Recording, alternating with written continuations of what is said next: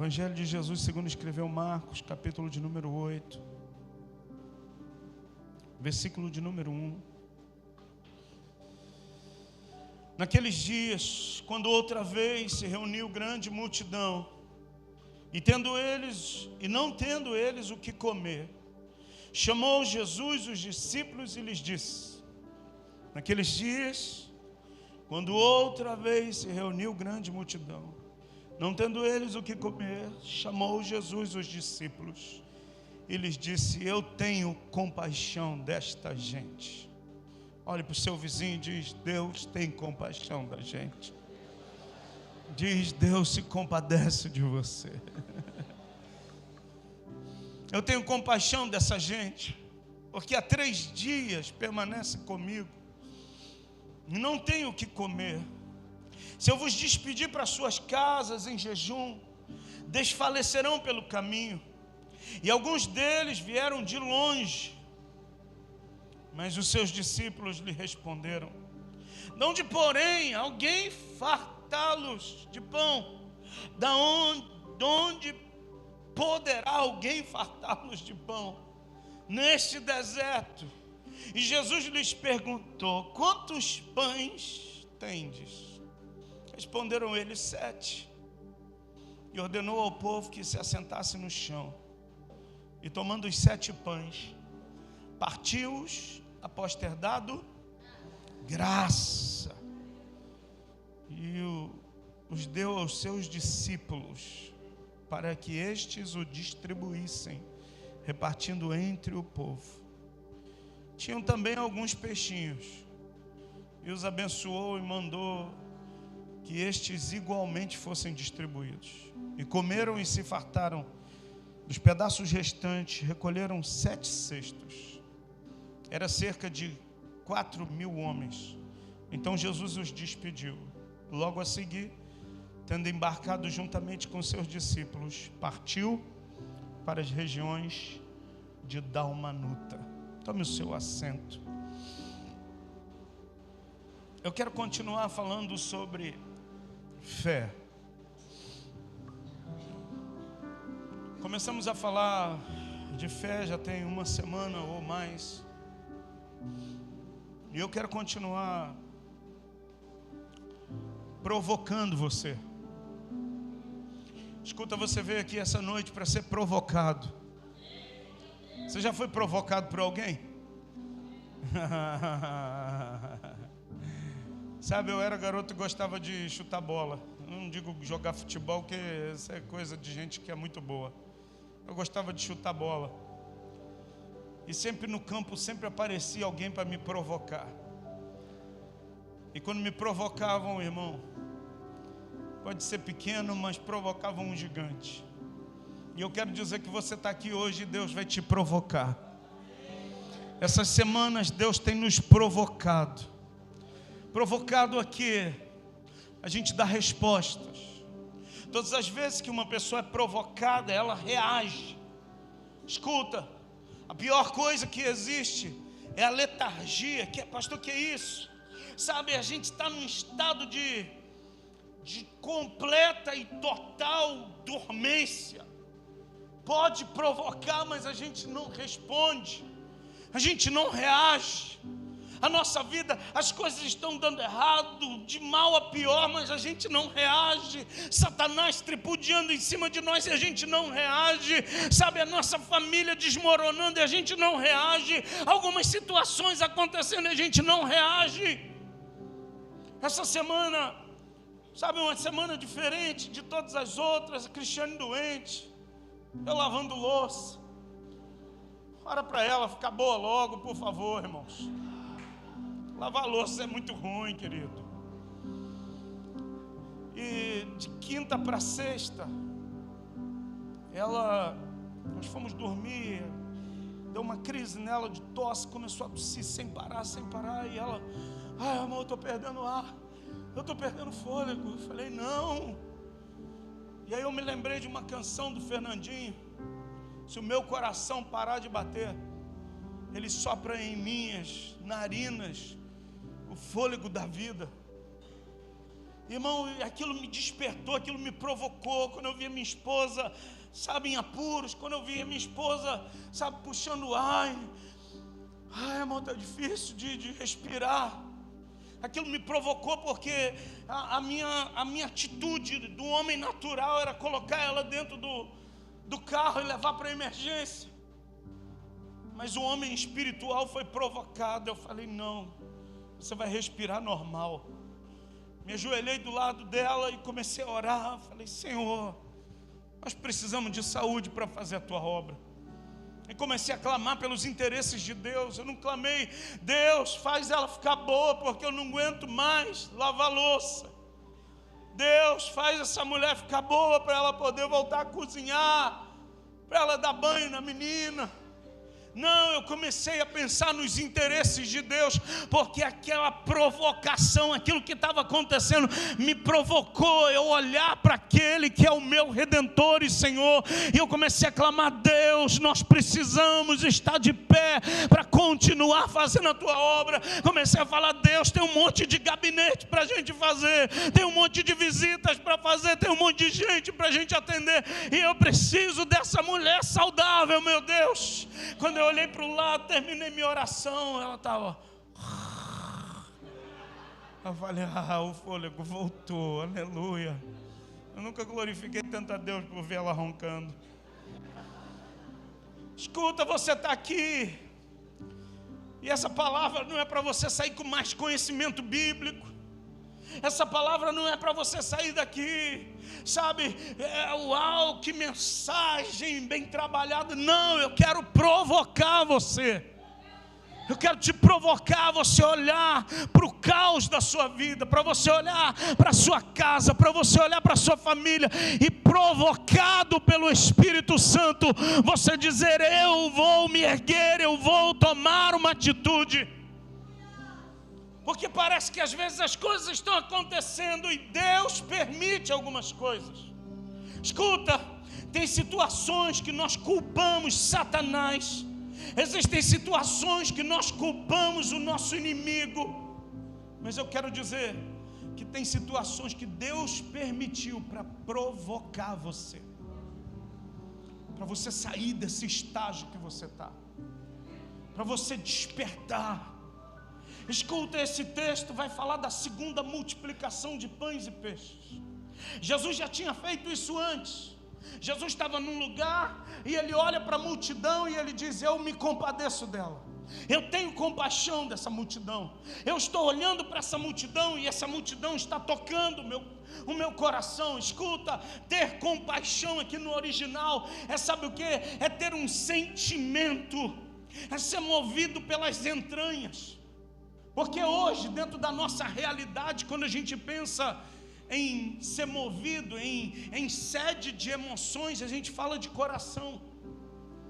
Naquela época, quando se falava que estava sendo movido por algo, emocionalmente estava sendo tocada a sede do amor e da piedade, falava, as minhas entranhas estão mexendo. Escuta, Deus quer mexer com as tuas entranhas hoje, para você ser movido e provocado por Ele. Deixa eu perguntar, o que te provoca hoje? O que provoca algo em você hoje? Tem gente que reage a diversos estímulos. Tem gente que quando olha para algum determinado coisa, isso aí eu gosto. Mas tem gente que Satanás está bagunçando a família e ele continua dormindo um sono. Me faz lembrar, sabe de quem? De um profeta chamado Jonas. Deus o chama para um fim, Deus o chama para um propósito, mas ele decide pegar uma rota de fuga. Deus fala, olha, você precisa descer para Nínive. E ele paga, ele chega até o porto de Jope, paga do seu próprio bolso para ir em direção a Tarsis. Eu tenho certeza que tem gente aqui que queria pegar o navio para Tarsis também. Porque naquela época, quando se falava assim, eu estou indo para Tarsis, era alegoricamente dizendo, eu estou indo para o fim do mundo. Já teve gente aqui que pensou em ir para o fim do mundo, ou só o pastor? Eu queria hoje ir para o fim do mundo. Hoje eu queria ir para um lugar que ninguém me conhecesse. Hoje eu queria ir para uma ilha deserta, era o Tarsis. Jonas paga do próprio bolso. Fala, hoje eu vou para o fim do mundo, eu vou fugir de Deus. Mas eu quero dizer, não tem como a gente fugir de Deus. Você pode sacudir teu irmão e dizer assim, não tem como tu fugir de Deus, meu irmão. Tu pode fugir da voz do pastor, tu pode desligar o telefone e não me atender, você pode não atender o líder da célula, você pode não atender o diácono, mas Deus te acha, meu irmão. Deus te mira e pá, Ele te pega, e Ele vai te pegar hoje. Eu vou falar mais uma vez, Deus vai te pegar hoje, querido. Porque não adianta a gente querer fugir de Deus, porque uma hora Ele acerta a gente. Escuta, uma vez eu estava fugindo de Deus. Deus me chamou para estar no altar, pegar meu violão. Hoje estou tocando guitarra e cantar para Ele. E eu decidi ir para outro lugar. E aí me chamaram para ir para uma balada, uma danceteria que tinha lá em Nilópolis. Falei, vou. Fiquei na esquina, do outro lado da rua, olhei para um lado. Ninguém me conhece agora. Quando eu cheguei na porta, alguém segura no meu ombro. Eu não sabia que crente podia vir para cá. Falei, maldito. Infeliz, nem para pecar me deixa. Escuta. Se você tem a marca do sangue do Cordeiro, não adianta você fugir, Deus vai te pegar, meu irmão. Se você tem um chamado de Deus na tua vida, não adianta você tentar fugir, Deus vai te pegar. Deus vai te encontrar. E o texto diz que Jesus, pela segunda vez agora, e falando de fé, a primeira vez os discípulos reunidos, Jesus se enche de compaixão e vira para o André, um dos discípulos, e diz assim, dá vocês de comer para a multidão. Aí o André vira para Jesus e fala, Senhor, se a gente tivesse 200 denários, um denário é um dia de trabalho. 200 denários significa 200 dias de trabalho, ou seja, quase um ano de trabalho. O André vira e diz, se a gente tivesse, juntasse grana de quase um ano de trabalho, não pagava pão para todo mundo. E Jesus diz assim, dá a vocês de comer. Jesus está dizendo hoje, sabe o que? Tem situações da sua casa, da sua família, dá você mesmo de comer. Tem situações lá no seu trabalho, dá você de comer. Tem situações que você está passando, dá você de comer, meu irmão. Aí aparece um rapaz que tinha 5 pães de cevada. A Bíblia vai colocar pão de cevada. Não era pão comum, era pão de cevada. Pastor, que pão de cevada é esse? Era o pão do pobre. Era o pão mais simples. Era o pão que era o mais raso que tinha na época. Eu não sei se tem pão hoje mais simples. Tem? Vocês estão com cara de que ninguém come pão aqui, né? Todo mundo saudável. Até parece. Escuta, o pão de cevada naquela época era o mais simples. O rapaz aparece com 5 pães e 2 peixinhos. E aí o André fala assim, tem esse rapazinho aqui, 5 pães e 2 peixinhos, mas o que é isso para alimentar uma multidão? Você conhece o texto? Jesus pega o pão e o peixe, levanta, olha para o céu e diz, Pai, eu te agradeço. E quando ele acaba, o que acontece? Não acontece nada. Jesus ora e ele agradece. E depois ele pega o pão e peixe e fala assim, toma, Josélia, distribui. Ô Rafael, toma o peixe aqui, vai distribuir. Toma aqui nele. E a Josélia começa a distribuir. Parte um pedaço de pão e começa a entregar. Quanto mais parte, mais o pão multiplica. Quanto mais parte, escuta, eu quero te dizer, sabe o que? O milagre de Deus vai passar pela tua mão, meu irmão. Não, você não entendeu nada. O milagre de Deus vai passar pelas suas mãos. Tem um milagre que Deus quer operar, mas Ele quer contar com você. Vai passar pelas tuas mãos. Ele agradece. Vai, Rafael, parte. O Rafael começa a partir, todo mundo começa a comer. Na primeira multiplicação sobram 12 cestos cheios. Capítulo 8 de Marcos. Naqueles dias, outra vez, escuta, sabe o que é esse outra vez? É Deus nos dando chance da gente operar em fé de novo. Tem gente aqui que está vivendo outra vez. Tem gente aqui que está no tempo da outra vez. Porque aquele tempo lá atrás que você vivenciou, Deus fez milagre, você observou, falou assim: uau, que milagre. Aí Ele está te dando oportunidades porque Ele está fazendo outra vez, mas dessa vez Ele quer que a tua medida de fé seja diferente. Esse outra vez se reuniu grande multidão, era Deus falando assim: eu vou dar outra chance para eles manifestarem fé.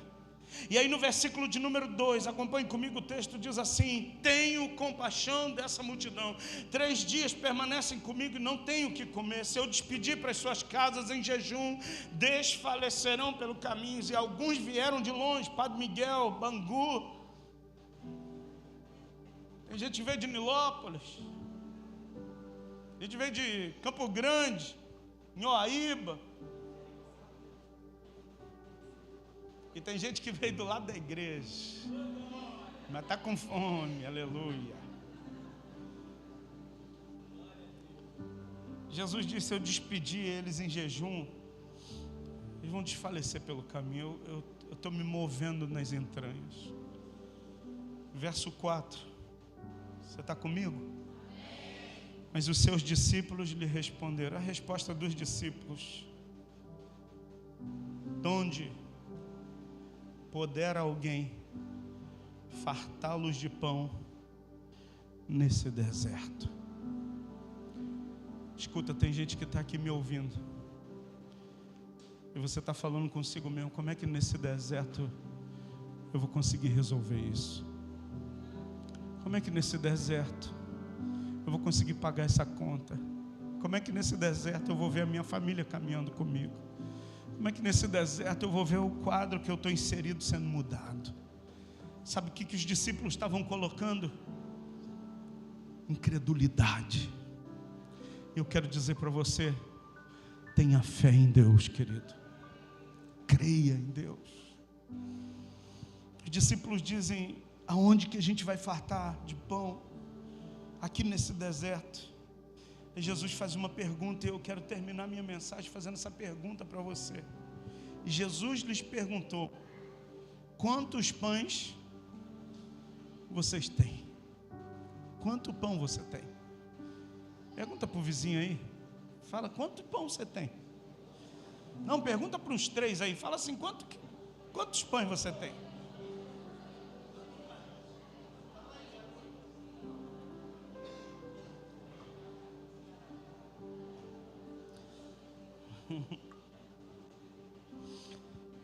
Olha para mim. Era a segunda multiplicação. Na primeira multiplicação eles tinham quantos pães? Os discípulos agora respondem, sabe o quê?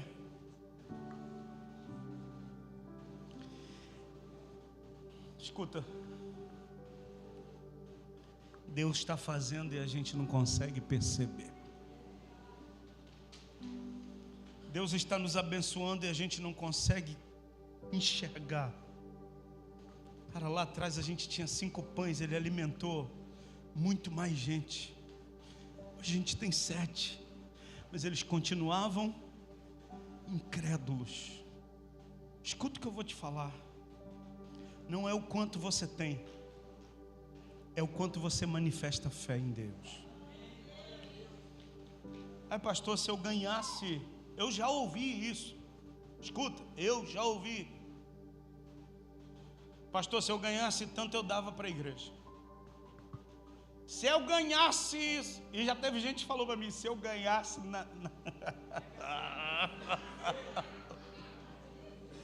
Ai, minha boca.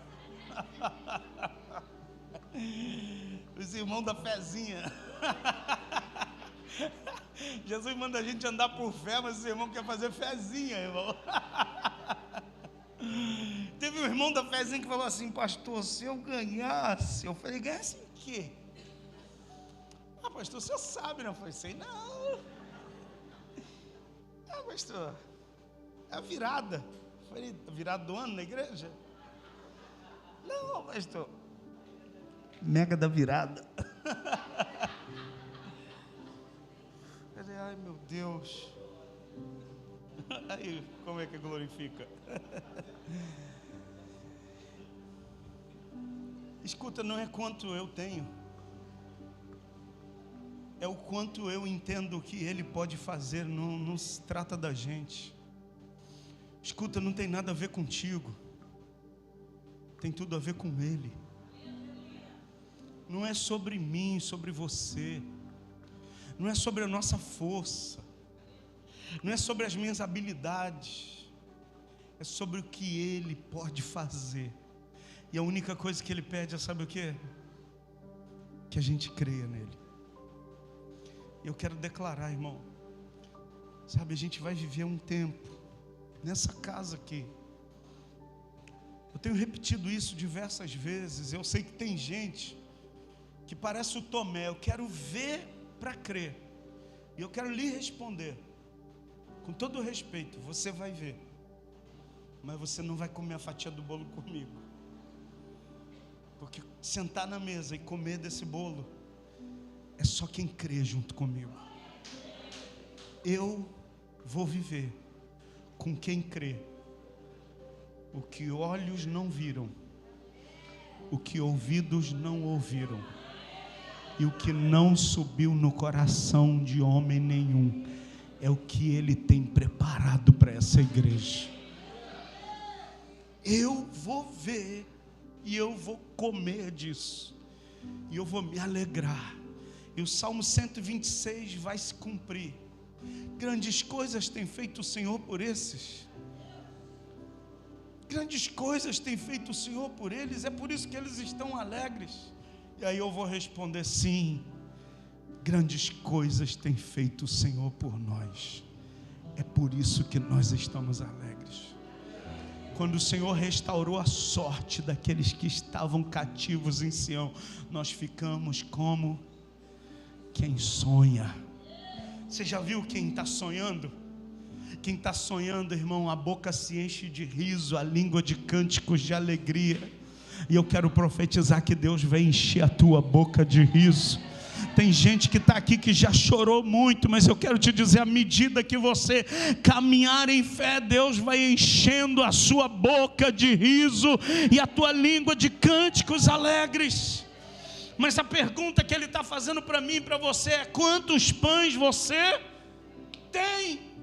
Esse quantos pães você tem era para lembrar os discípulos: ei, escuta, lá atrás vocês tinham 5, eu multipliquei esses 5, uma multidão comeu, mais uma vez vocês agora têm 7, ainda assim vocês estão dizendo: nesse deserto não dá para fartar ninguém de pão.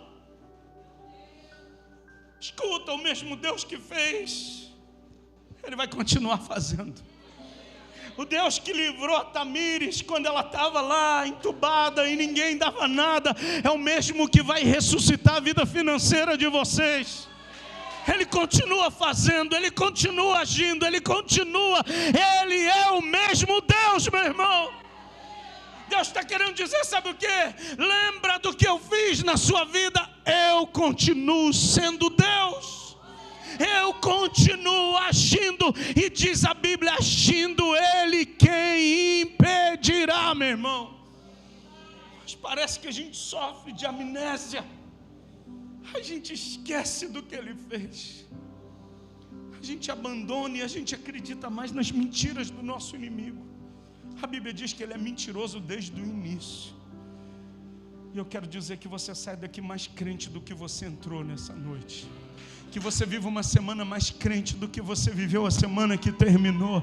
Você está começando a tua semana e eu quero declarar: você vai sair daqui mais crente para viver uma semana crendo, confiando e confessando aquilo que Ele já fez por você lá na cruz do Calvário. Tem algum crente aqui, meu irmão? Fica de pé em